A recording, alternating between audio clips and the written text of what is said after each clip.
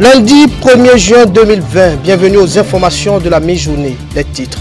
Le Bénin célèbre ce jour 1er juillet 2020 la Journée nationale de l'arbre. Instituée depuis 1985, nous sommes à la 36e commémoration. C'est l'occasion de revenir sur l'importance de l'arbre et les efforts en vue de rendre le Bénin plus vert.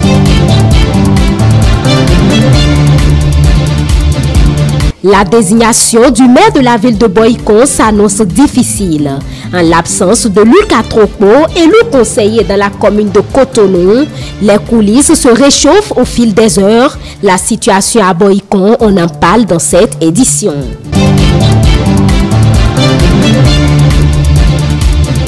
En cette veille de réouverture des lieux de culte, Monseigneur Roger Roumbédi exhorte les fidèles au respect strict des mesures barrières. Son message est à suivre.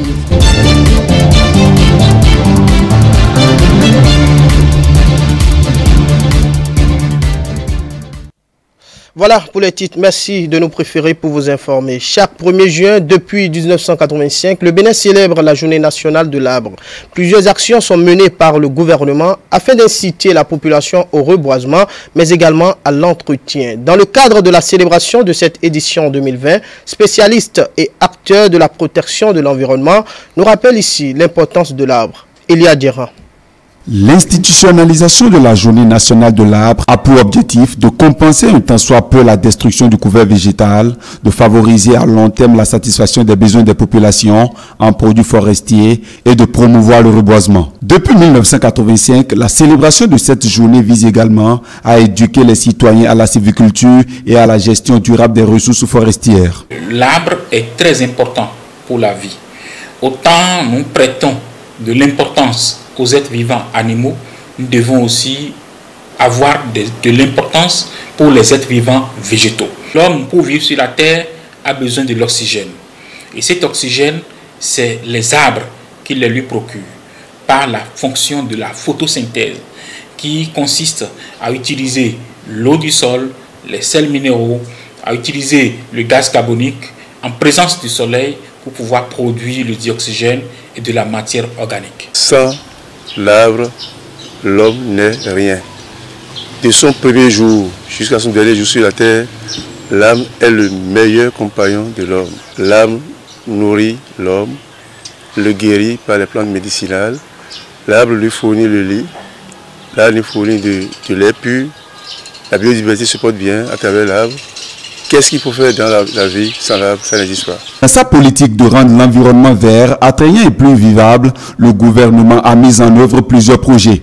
Le reboisement à travers le projet asphaltage. Des efforts considérables sont consentis et qui aujourd'hui mettent un accent particulier sur la mise en terre des arbres, au regard du rôle important qu'ils jouent dans la vie de l'homme et de la protection des infrastructures. Une rue sans arbre est une rue orpheline. Et des études ont démontré que quand vous réalisez des travaux d'asphaltage et vous les bordez de végétation, cela renforce la durée de ces ouvrages. Parce que l'ombrage fait que le soleil n'arrive plus à atteindre le bitume et à le dégrader. Le programme asphaltage étant un bon programme, ne peut pas se passer de reboisement. Au moment où de belles rues se construisent, il n'y a pas d'arbres. La première voie de l'asphaltage est la voie de l'église du Christian Céleste, le site de pèlerinage international. Ils nous ont envoyé voir. Et nous avons vu également que, bien que les arbres ne se soient pas mis encore en place, ils ont prévu de l'espace. Et nous avons cru pour dire, effectivement, à la fin, ils vont mettre des arbres. L'arbre participe à l'équilibre de l'environnement, stoppe le carbone et protège l'eau et les nuisances sonores. Nul ne doit se soustraire à ce combat pour sa survie. Il faut que les communes prennent leurs responsabilités en mettant dans leur programme d'action annuel le reboisement et l'entretien des plants. L'arbre est utile et chacun de nous doit faire un effort pour l'avoir devant sa maison et l'entretenir. Il faudrait renforcer ce qui est en train d'être fait.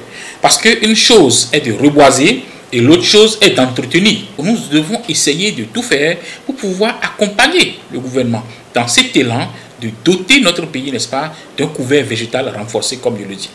Aujourd'hui, ce n'est pas seulement les ONG, ce n'est pas seulement les associations, ni le gouvernement qui reboisent. tout le monde peut reboiser. Et on peut reboiser à n'importe quelle circonstance, à n'importe quel événement. Pour l'atteinte des objectifs pour le développement durable qui met l'arbre, l'économie verte et ville durable au cœur du dynamisme sectoriel, les dispositions doivent être prises à cet effet pour entretenir les jeunes plans mis en terre pour le bonheur des populations. Un reportage de Elia Djeran et de Prudence Koussouran. On poursuit cette édition. La journée mondiale sans tabac, c'était ce dimanche 31 mai. Le thème principal retenu pour cette édition 2020 est protéger les jeunes contre les manipulations de l'industrie et les empêcher de consommer du tabac et de la nicotine. Mathilde Sabi s'est intéressée à la dépendance des jeunes vis-à-vis du tabac et autres substances. Reportage. Le tabagisme provoque actuellement la mort d'un adulte sur 10 sur la planète.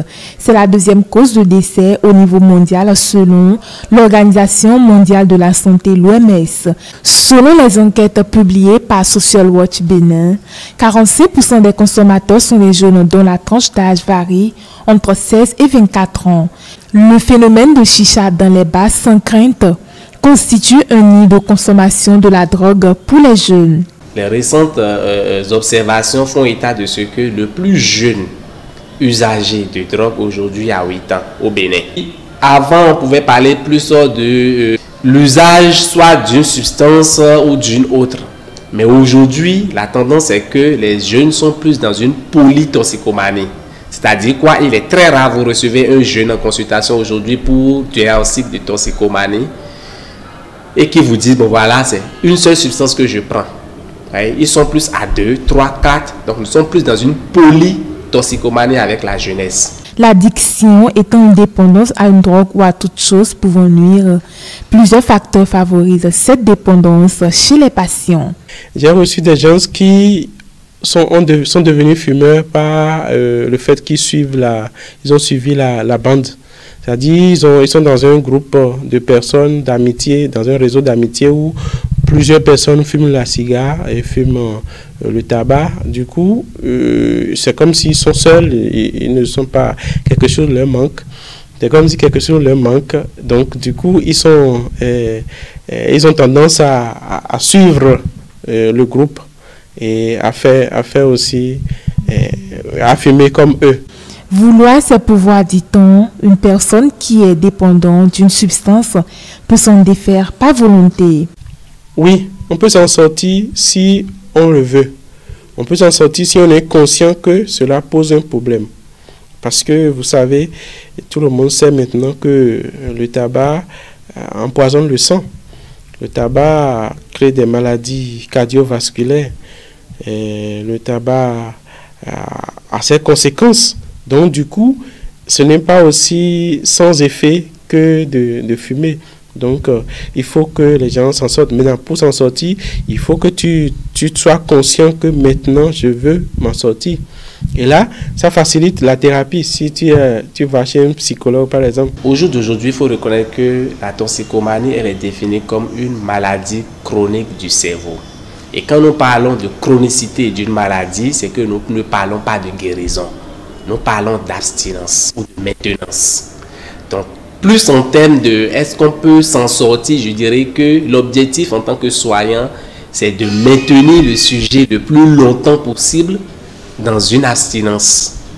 Face à cet état de choses, le psychologue conseille. Si c'est 40, 50 cigares que je fume par jour, il peut diminuer 5. C'est-à-dire, il diminue un nombre insignifiant qui n'a pas d'effet sur lui. Et du moment où il est habitué à ce nombre, à diminuer ce nombre, au fur et à mesure, il diminue encore progressivement. Parce qu'il ne peut pas arrêter du coup de façon brusque. Non, c'est impossible. Donc c'est de façon progressive qu'il peut arrêter. La communauté chrétienne a célébré ce dimanche la fête de la Pentecôte, un événement qui symbolise la descente de l'Esprit Saint sur les disciples de Jésus-Christ. Origine et portée de cette fête dans ce reportage de Romaric Dossa et de Semiati Soufou. La Pentecôte des chrétiens puise ses racines dans une fête juive, la fête de la moisson qui se célèbre 50 jours après la Pâque. Pour la communauté chrétienne, la Pentecôte marque le début de l'évangélisation et de la fondation de l'Église. Jésus a voulu avoir des témoins qui puissent aller partout dans le monde, porter sa bonne nouvelle à ceux-là qui ne le connaissent pas. Mais comme il a fait cette promesse de don, ce jour-là, il avait eu l'effusion du Saint-Esprit. Alors, pour la congrégation aujourd'hui, pour le corps du Christ aujourd'hui, c'est que c'est le jour qui marque le début du christianisme. Alors, c'est la réception de l'Esprit Saint qui s'appelle Pentecôte, qui est venue comme pour redonner vigueur à une fête païenne qui existait, qu'on appelle fête de la moisson. Donc, j'allais dire que c'est le temps de la moisson. C'est le temps où, comme des moissonneurs, avec la puissance et la force de l'Esprit Saint, nous sommes envoyés vers tous les horizons pour annoncer les merveilles du Seigneur au peuple. Cette année, la fête de la Pentecôte coïncide avec la pandémie du coronavirus, un virus qui a occasionné la fermeture temporaire des lieux de culte. Mais ceci n'empêche les chrétiens de vivre les dons de l'Esprit Saint. Le fait de ne pas se rassembler en un endroit n'enlève rien à la grâce, à la faveur que nous pouvons avoir le jour de la Pentecôte. C'est ta maison, dans ta chambre. Tu peux recevoir le baptême du Saint-Esprit. Si tu étais déjà baptisé du Saint-Esprit, tu peux encore vraiment recevoir une plénitude. Tu peux encore avancer, recevoir une autre dimension de l'esprit. Ce n'est pas le rassemblement en fait qui fait la chose, mais c'est la disponibilité du cœur du croyant qui est importante. L'esprit fait l'unité dans la diversité. L'esprit rassemble dans l'isolement. Donc, quels que soient nos croisonnements dans nos maisons, c'est l'esprit qui fait de nous encore, dans nos maisons et dans chacune de nos familles, une église domestique. Ces leaders religieux ont également remercié le gouvernement pour les différentes mesures prises dans le cadre de la lutte contre la pandémie du Covid-19. Je voudrais maintenant saluer toutes les autorités politico-administratives, ceux qui sont décideurs. Je prie le Seigneur que eux-mêmes soient enveloppés par l'Esprit Saint. Le gouvernement a annoncé à la faveur du Conseil des ministres en date du mercredi 27 mai 2020 la réouverture des lieux de culte à compter de demain, mardi 2 juin 2020, à la suite d'une nouvelle évaluation des mesures mises en œuvre dans le cadre de la lutte contre la pandémie du coronavirus. Une équipe de notre rédaction s'est abranchée de quelques leaders religieux pour s'imprégner de ce qu'ils retiennent de la fermeture temporaire des lieux de culte et des perspectives à leur niveau. On reste avec vous, Romaric Dossa et Semiati Soufou. La pandémie du coronavirus a occasionné la fermeture temporaire des lieux de culte. Ces lieux sont restés pendant environ 15 semaines sans animation ni fidèles. Une crise sanitaire, mais qui regorge aussi des leçons dans le rang de la foi chrétienne. La leçon que j'ai tirée dedans, c'est que les fidèles doivent toujours faire la prière. Pendant ce temps d'isolement, ce temps de quarantaine, l'Esprit était en gestation dans nos cœurs et a fait de nos églises des églises domestiques en famille. Cela nous montre que le chrétien doit toujours s'apprêter. Qui sait, d'ici 1 an passé ou bien 2 ans passés, qui sait que les églises dans le monde entier seront fermées. Personne ne pourra dire que lui, il le sait. Voyez, non? Même si tu sais que bon, il y aura telle maladie, est-ce que toi tu sais que les églises seront fermées jusqu'à ce jour? Non. Donc c'est comme ça qu'un jour, le Seigneur va venir. Ces moments que nous venons de passer nous montrent que même sans rassemblement, on peut adorer Dieu. Même si l'église, ce n'est pas les 4 murs. L'église, c'est moi, c'est nous. Est-ce que vous voyez? Donc chaque personne peut vraiment, quel que soit là où il est, peut adorer Dieu. Les autorités gouvernementales ont annoncé la réouverture des lieux de culte dès le 2 juin prochain. Les leaders religieux se disent prêts à accompagner le gouvernement dans sa politique de lutte contre la pandémie du coronavirus. Premièrement, on va désinfecter tous les outils à l'église. La deuxième chose, on va laisser la distance. Nous devons avoir nos cache-nez. Si ils étaient plus de 50, nous allons les diviser, scinder le culte pour pouvoir faire ça normalement, pour ne pas abandonner certaines personnes. Et nous allons aussi restreindre le temps que nous avions l'habitude de faire. Ces leaders religieux invitent tout de même les fidèles, quelle que soit la confession religieuse, à la discipline, en respectant de façon stricte les gestes barrières. Tous les fidèles, à partir de le 2 juin, écoutez tout ce qui les responsables de chaque église attendent de dire. Ne te disobéis pas ce qui Dieu a dit par eux. Nous avons la foi, mais nous devons aussi vraiment respecter l'autorité en place. Toujours dans le cadre de la réouverture des lieux de culte dès le mardi 2 juin 2020, l'archevêque de Cotonou, Monseigneur Roger Ongbedji, a livré un message à la communauté chrétienne. Il exhorte les uns et les autres au respect strict des mesures de riposte au Covid-19. Suivons-le. Le mal est toujours là et que les mesures de barrières, les gestes barrières que nos gouvernants ont indiqués et que l'Église aussi a indiqué, nous devons suivre systématiquement ces gestes barrières pour ne pas permettre à ce mal de se propager entre nous. Donc tout ce que les prêtres vont vous dire, toutes les instructions qu'ils vont vous donner du point de vue de ces mesures, de ces gestes barrières à garder pour ne pas laisser ce mal se propager entre nous. Je vous supplie, essayons d'observer cela scrupuleusement, de sorte qu'en participant à la messe, aux activités de l'Église, nous puissions aussi avoir la charité de ne pas laisser ce mal se propager entre nous et dans notre pays, car ce serait un désastre pour nous tous. Je confie tout le reste au Seigneur qui nous accompagne et que ces célébrations qui vont reprendre nous donnent l'occasion de nous réaffirmer dans notre foi et de donner un rayonnement à notre Église et à notre diocèse. Que Dieu vous bénisse. Prévu pour ce lundi 1er juin 2020, l'installation du conseil communal de la ville de Cotonou a été effective. Par contre, l'élection du maire, ses adjoints et des chefs d'arrondissement n'a pu se faire. La séance a été reportée à une date ultérieure. Le point avec Isaac Adji. L'installation des conseils communaux et municipalités n'a pas fini de réserver des surprises. La municipalité de Cotonou vient d'augmenter le nombre de maires dont l'élection n'a pu aboutir, même si le conseil municipal a été installé. Et pourtant, quand l'on se réfère aux campagnes électorales dans la ville de Cotonou, l'on pourrait à présomption décliner l'identité d'un maire plébiscité par l'Union progressiste et dans une tierce mesure le bloc républicain.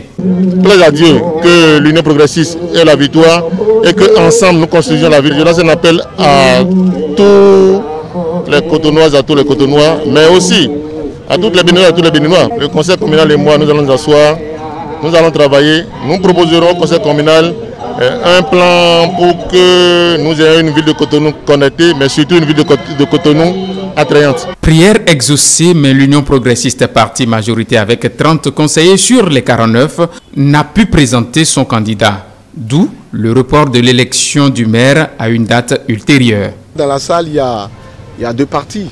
Il y a l'UP, il y a le BR. Moi, j'ai conduit les conseillers du BR.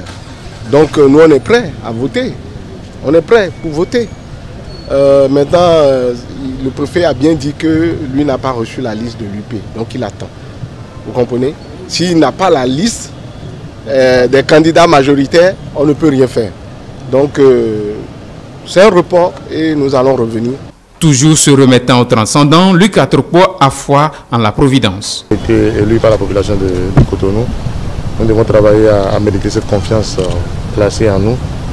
Nous devons travailler et c'est là ensemble, parce qu'il n'y a pas eu de maintenant, il n'y a plus de temps. On est tous ensemble, on doit réfléchir au développement de la ville de Cotonou, on doit réfléchir pour relever les défis qui sont les nôtres. Que Dieu nous aide, que Dieu nous accompagne et que très prochainement, on se retrouve encore ici pour avancer. Merci. Les conseillers sont donc dans l'attente d'une nouvelle convocation en vue de l'installation prochaine du maire de la municipalité de Cotonou. À Boycon, l'installation du conseil est prévue pour cet après-midi. Les coulisses se réchauffent, les noms se font entendre. En l'absence de Luc Atropos, le jeu est ouvert avec des tractations et contacts tous azimuts au sein du bloc républicain. L'Union progressiste a alerté à travers une déclaration samedi soir. Latif Oubone. dénoncer les prémices d'une situation semblable à celles qui ont conduit au blocage dans 17 communes. C'est l'objectif d'un groupe d'élus UP de Boïkan. Un groupe qui, le samedi 30 mai, a dénoncé des contacts et manœuvres tous azimuts, des agissements à même de mettre à mal l'installation du conseil communal de la ville Carrefour et même des acquis de la réforme du système partisan. Contrairement au spectacle offert ailleurs par des élus, ceux de l'Union progressiste de Boïkan se refusent de s'associer à ce qui pour eux fera échec à l'installation de leur conseil. Ils ont dit leur bonne foi de souscrire aux règles en favorisant dans la transparence l'élection de la liste que va proposer le bloc républicain, parti majoritaire dans la commune. Une déclaration des conseillers UP qui dévoile l'intensité du jeu dans les coulisses. Et justement, quelques heures seulement plus tard, une lettre à laquelle est annexé un communiqué final d'une réunion de désignation de l'exécutif du conseil communal est publié. La lettre est adressée au secrétaire exécutif national du bloc républicain, Abdoulaye Biotchane. Une note d'information d'une séance qui a opté faire du conseiller Germain Yao, maire de Boïkan. Les signataires, au nombre de 13, informent s'opposer à une imposition de maire aux populations dont eux, les 13 conseillers, expriment la volonté. Ils appellent Abdoulaye Biotchane au secours. Germain Yao, maire de Boïkan, parmi les autres noms qui circulaient déjà, autant être sûr qu'à Boïkan, les coulisses n'ont pas fini de livrer le fruit de leur intensité. Un dernier élément pour mettre fin à ce journal de la mi-journée. Au Rwanda, la pandémie du coronavirus a secoué l'économie et a entraîné la fermeture des entreprises qui engendrent les pertes d'emplois.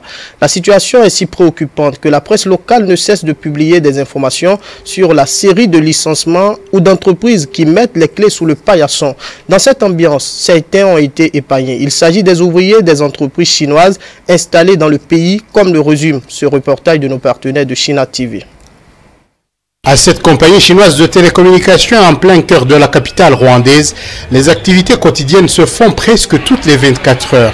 Pendant le confinement, l'Internet est devenu l'un des éléments essentiels à la vie, mais le plus important chez cet employé, c'est le fait que la compagnie chinoise pour laquelle il travaille a maintenu les contrats pour tout son personnel. Les premiers jours, nous avons eu peur de perdre notre emploi ici, mais au contraire, la compagnie a engagé d'autres agents. Dans ce restaurant nommé selon la Grande Muraille de Chine, les activités ont repris après plusieurs semaines de confinement. Les employés se démènent, le nombre de clients est encore très réduit, les pertes financières se sont fait sentir.